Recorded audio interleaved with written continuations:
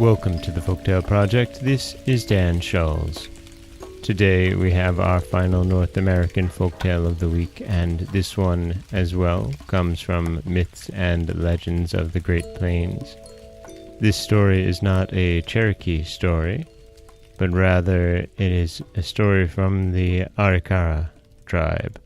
And as part of what I love about this collection is that it gathers together tales from many different tribes of the Great Plains of North America.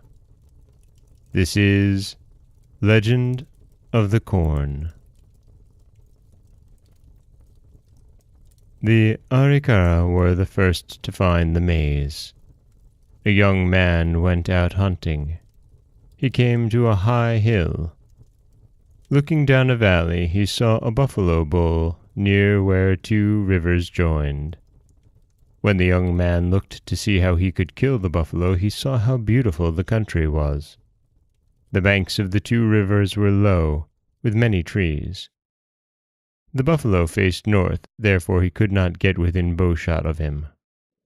He thought he should wait until the buffalo moved close to the banks of one of the rivers, or to a ravine where there were bushes and shrubs.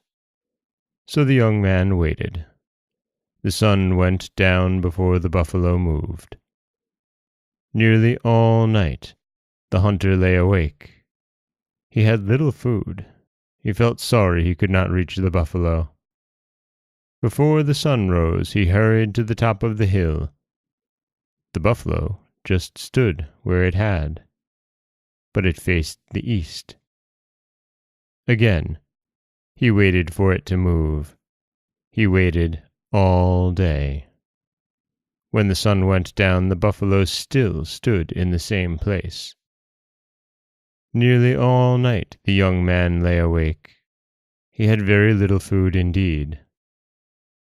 The next morning he rose early and came to the top of the hill just as the sun came up.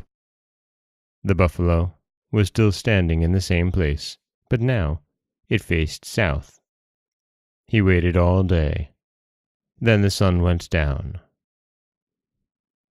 Now, the next morning, when he arose early, the buffalo stood in the same place this time.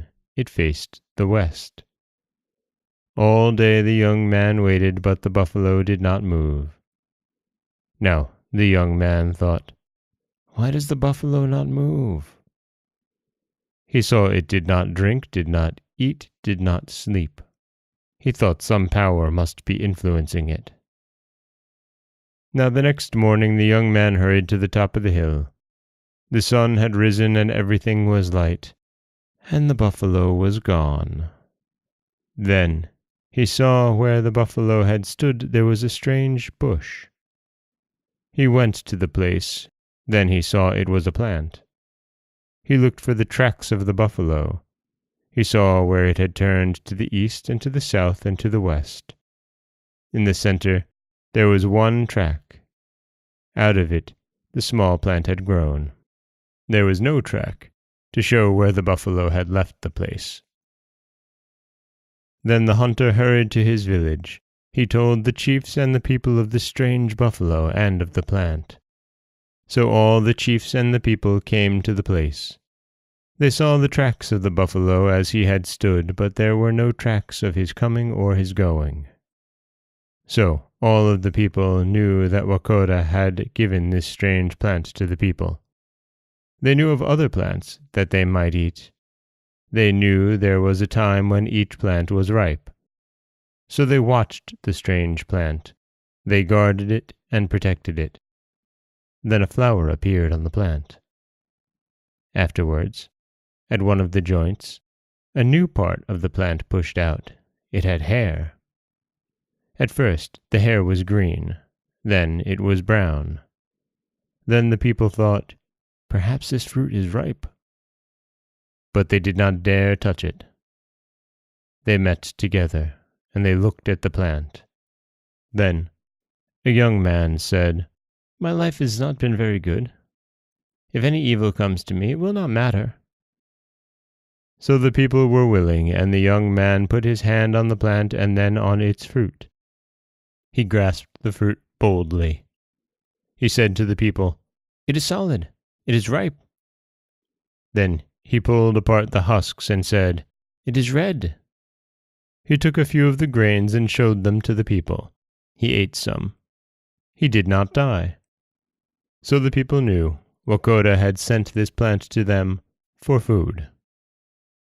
Now in the fall, when the prairie grass turned brown, the leaves of this plant turned brown also. Then the fruit was plucked and put away. After the winter was over, the kernels were divided. There were 4 to each family. Then the people moved the lodges to the place where the plant had grown. When the hills became green, they planted the seed of the strange plant, but first they built little mounds, like the one out of which it grew. So the fruit grew and ripened. It had many colors, red and yellow and white and blue. Then the next year there were many plants and many ears of corn. So they sent to the other tribes. They invited them to visit them and gave them of the new food. Thus, the Omahas came to have corn. And that is Legend of the Corn. And we come across a number of these tales that tell about how humans came to find things were good for them. This one in particular I enjoy because sometimes there's a food that you look at and you go, really? Who was the first one that decided to try to eat that? We have this young man who feels that his life wasn't very good and it wouldn't be anything terrible if he died. He's the one that goes and bites the bullet. And of course, he discovers that it's good because corn is delicious. This is Dan Schulz for the Folktale Project. Don't forget that you can subscribe to the podcast on Apple Podcasts, Stitcher, Google Play, Overcast, anywhere you like to get your podcasts. You can follow us on Twitter at Folktale Project. You can find us on Auto Radio, TuneIn Radio, iHeartRadio, Spotify, anywhere that you like to listen. And you can always head over to folktaleproject.com, where you'll find a new story waiting for you every Monday, Wednesday, and Friday. Don't forget that if you'd like to help support the podcast, you can head over to patreon.com/folktaleproject, where for as little as $1 a month, you'll get early access to every story told and a little something special just from me. Next week, we'll be back with 3 new tales. As always, thank you so much for listening.